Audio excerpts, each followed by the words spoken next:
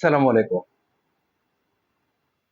عزیز ناظرین، پیارے دوستوں، بہنوں، بھائیوں اور بزرگ، میں حافظ سبز نواز ایڈوکیٹ آپ کو اپنے اسلامی چینل کے اندر خوش آمدید کہتا ہوں، اور ہر روز کی طرح آج بھی ہم انشاءاللہ پارہ نمبر 30 سورۃ العادیات کی آیات نمبر 1 تا 11 تک کی تلاوت، ترجمہ، تفسیر اور شان نزول پڑھنے کا شرف حاصل کریں گے۔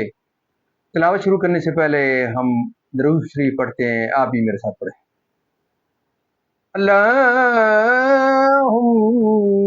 صل على محمد وعلى آل محمد كما صليت على إبراهيم وعلى آل إبراهيم إنك حميد مجيد اللهم بارك على محمد وعلى آل محمد كما باركت على إبراهيم وعلى آل إبراهيم إنك حميد مجيد أما بعد فأعوذ بالله من الشيطان الرجيم بسم الله الرحمن الرحيم والعاديات ضبخا فالموريات قدحا فالمغيرات صبحا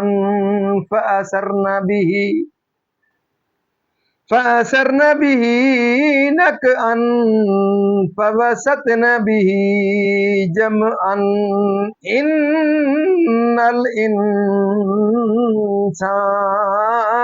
لربه لكنود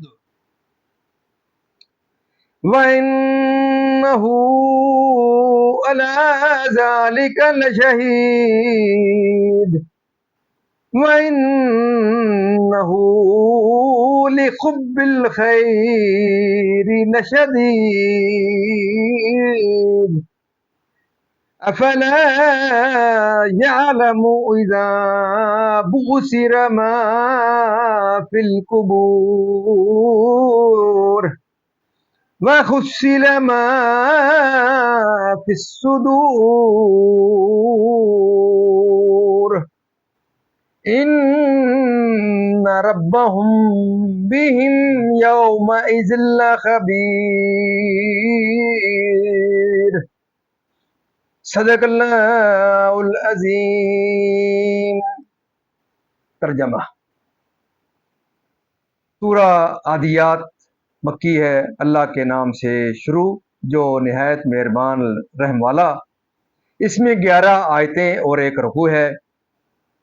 قسم ان کی جو دوڑتے ہیں، سینے سے آواز نکلتی ہوئی، پھر پتھروں سے آگ نکالتے ہیں سم مار کر، پھر صبح ہوتے تاراج کرتے ہیں، پھر اس وقت غبار اڑاتے ہیں، پھر دشمن کے بیچ لشکر میں جاتے ہیں۔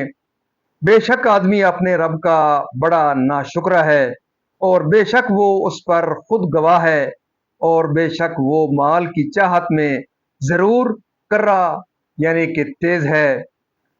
تو کیا نہیں جانتا جب اٹھائے جائیں گے جو قبروں میں ہیں، اور کھول دی جائے گی جو سینوں میں ہے، بے شک ان کے رب کو اس دن ان کی سب خبر ہے۔ معزز ناظرین، یاد ہے کہ اس کا ترجمہ اختتام پذیر ہوا۔ اب اس کی تفسیر اور شان نزول ابتدا سے۔ سورہ والعادیات بقول حضرت ابن عباس رضی اللہ تعالیٰ عنہما مدنیہ، اس میں 1 رکوع، 11 آیتیں، 40 کلمے، 163 حرف ہے۔ مراد ان سے غازیوں کے گھوڑے ہیں جو جہاد میں دوڑتے ہیں تو ان کے سینوں سے آوازیں نکلتی ہیں جب پتھریلی زمین پر چلتے ہیں۔ دشمن کو کہ اس کی نعمتوں سے مکر جاتا ہے، اپنے عمل سے نہایت قوی و توانا ہے، اور عبادت کے لیے کمزور مردے۔